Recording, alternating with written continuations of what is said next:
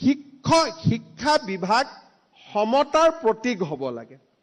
যদি শিক্ষা বিভাগে কয় যে এছএছএ ৰেগুলাৰাইজ হোৱা শিক্ষক বেলেগ, আগত থকা শিক্ষক বেলেগ, তেনেকুৱা কথাবিলাক শুনিবও ভাল নালাগে, কৰিবও ভাল নালাগে।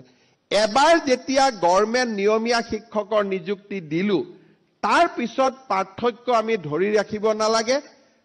সৰ্বশিক্ষা অভিযানৰ পৰা ৰেগুলাৰাইজ হোৱা প্ৰত্যেকগৰাকী শিক্ষকৰে জ্যেষ্ঠতাৰ ভিত্তিত প্ৰধান শিক্ষক হোৱাৰ অধিকাৰ আছে আৰু সেই অধিকাৰক আমি সন্মান জনাব লাগে।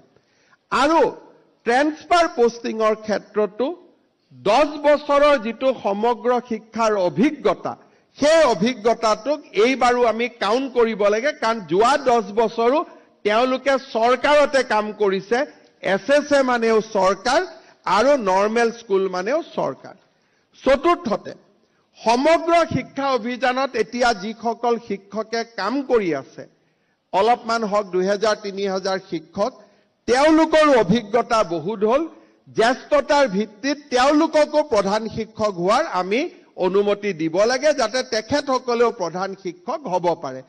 মোটামুটি মই এইটো কথাই কম যে শিক্ষা বিভাগত শিক্ষকসকলক ডিছক্ৰিমিনেশ্যন নকৰি ইকুৱেলিটি, সমতাৰ ষ্ট্ৰাকচাৰ এটা বনাওক।